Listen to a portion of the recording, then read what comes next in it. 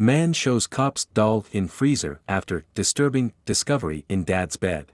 When police were called to a Pennsylvania home to perform a welfare check, nothing could have prepared them for the gruesome sights they were about to see. After showing a cop a doll in the freezer, the resident told police that he had made an even more disturbing discovery in his dad's bed. Be forewarned, the details are disturbing. Donald Meshi Jr., a 32-year-old Lancaster, Pennsylvania man, first drew the attention of police after they received a call from a family member expressing concern over the well-being and mental health of her relative. Responding to the report, a police officer arrived at Meshi's residence, a small apartment in the 200 block of West Strawberry Street, just before 9 a.m. on a Wednesday morning to perform a welfare check. Sadly, nothing could have prepared the responding officer for what they were about to see, even though the concerned family member had given the police a grim warning. According to the woman who alerted authorities, Meshi had told her that there was a severed head in his freezer and a cadaver in a bed in the home. As the officer arrived, she told him she had seen what she believed was the head of a family member in the freezer after she had personally checked inside the home. The officer knocked on the door and questioned Meshi, who escorted the responding officer to the kitchen in his apartment. There, he removed what he claimed was part of a cadaver doll from the freezer, WGAL reported. On a white dinner plate that Meshi had removed from the freezer and presented to the officer sat a human head. At that point, the responding officer called for backup, and Meshi was taken to the Lancaster City Police Station to be questioned by detectives. Unfortunately, things were about to get even more bizarre as Meshi told detectives that he had made a disturbing discovery in his dad's bed. According to Meshi, he found a cadaver doll in his father's bedroom early the previous morning. The doll sounded and looked like his father, Meshi explained during the police interview. He attacked the doll, he said, admitting to stabbing the cadaver doll in the chest for 2 to 3 minutes with an 8 or 9-inch knife. But that wasn't even the worst of it.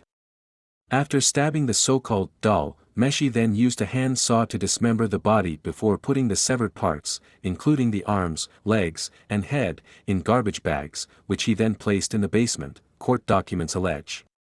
The following morning, he retrieved the head from the basement and put it in the kitchen freezer, police said.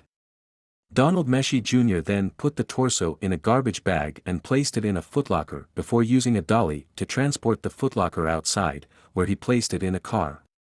By the time police received the call and performed the welfare check, parts of the dismembered body were found scattered all over the house, the Daily Mail reported. The coroner later confirmed that the head was indeed human and it, as well as the other dismembered body parts, belonged to 67-year-old Donald Meshi, the suspect's father, who had died of multiple stab wounds before being cut to pieces. Donald Meshi Jr. was arrested for killing his father and dismembering his body. He was booked into the Lancaster County Prison and charged with criminal homicide, abuse of a corpse, and tampering with evidence. Sadly, this wasn't his first run-in with the law. Just 6 months prior to killing his father, Meshi pushed a woman into some boxes, causing her minor injuries, at a home in Lancaster Township. He was charged with harassment and pleaded guilty May 5 before District Judge Mary Sponagle, Lancaster Online reported. Sponagle gave Meshi the option of enrolling in anger management counseling and completing 6 classes instead of paying a $50 fine and court costs of about $163. Donald Meshi Jr., who has been described as having somewhat of a temper and one whose feathers could be ruffled a little easily, either skipped the anger management option or failed to fulfill it, opting instead to pay the fines. This seems incredibly unfortunate for his father, who was described as always nice and the sweetest guy, and who might still be alive if his son was forced to get the mental health help he needed instead of receiving a slap on the wrist in the form of a small fine. This case also speaks to another important issue.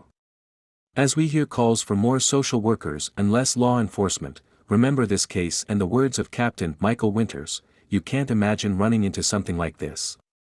Obviously, it's a traumatic experience for anyone to experience, including police officers, so yeah, it's a horrific scene. Horrific and traumatic, indeed. Sadly, this is the kind of gruesome discoveries police must be prepared to encounter when performing a welfare check, and I'm not so sure that's what our social workers signed up for. Thank you for watching this fantastic story. Please tap one of the two videos on your screen for another amazing wonder stories.